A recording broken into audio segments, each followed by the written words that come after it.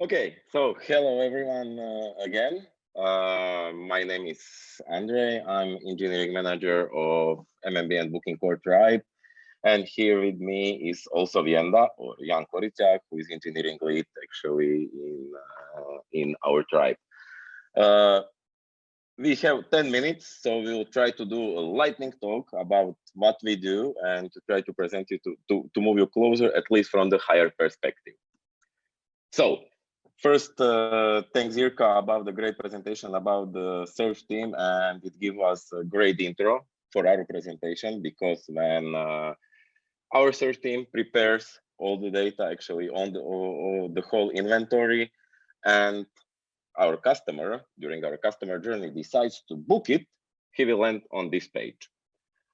When you look at it, it looks quite simple, yeah, at least for the user. But trust me, in the backend, it's not that easy as it looks like. As you can see, here you have the basic itinerary, you have actually everything that you can add, and you have the price. What is happening in the background? So we, as a booking backend, I want to say that we are in the heart of the booking process, because we are connecting multiple services and clients together. So from one side, we have all the clients. When I say clients, I mean our KiwiCom front end, plus our KiwiCom mobile, both iOS and Android.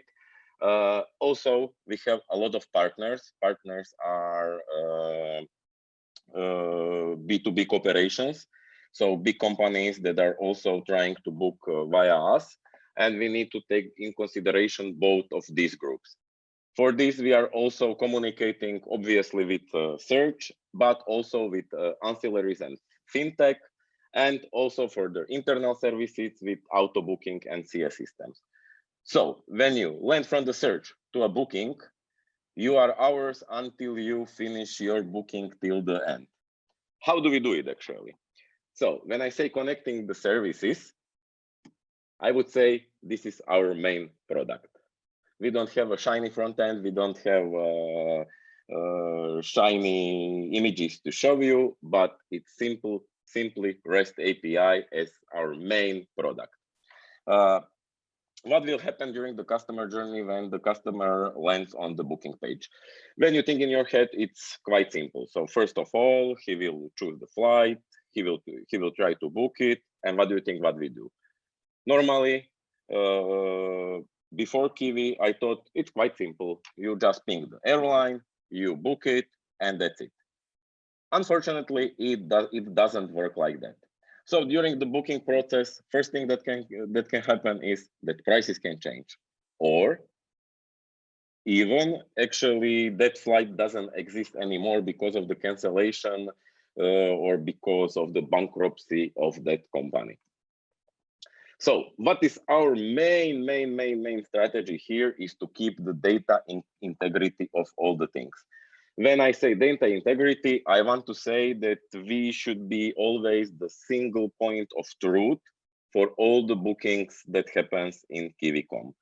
So we need to have the data about all the bookings that are happening with all ancillaries that are added to that. And we need to have it up to date all the time and without any possible outages. So our main strategy as a tribe is to have the data integrity, and our SLAs are quite high in there. From other responsibilities, as I mentioned before, we will come to this now. During the booking process, as I said, prices can change. So we need to check the prices all the time if they change it. We doing the prices change and sold out. So even if the price didn't change, there is possibility that some airline already sold all their tickets. We need to get the ancillaries offers for that typical airline. So I don't know, Ryanair will offer something else than the Wizz Air, for example.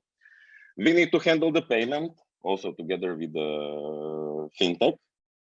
And we need to save that booking. When I say save the booking, we come to that data integrity part that is part of our strategy.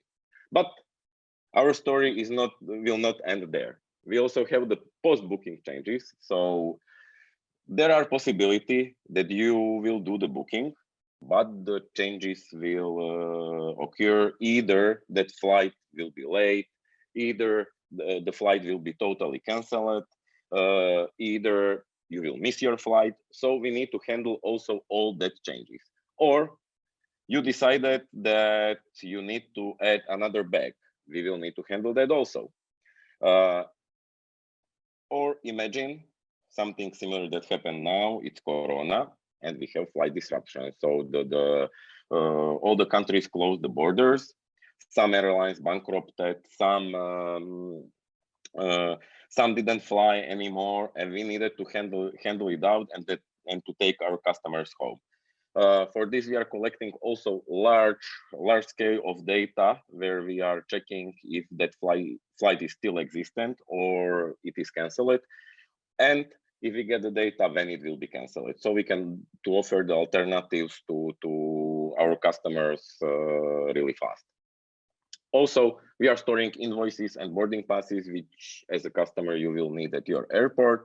And this was famous in during the Corona times. It was handling cancellation and refunds. What we are good at. So, as we said, the data integrity and serving our customers is our first job there. We are really good at logging and alerting. What that means.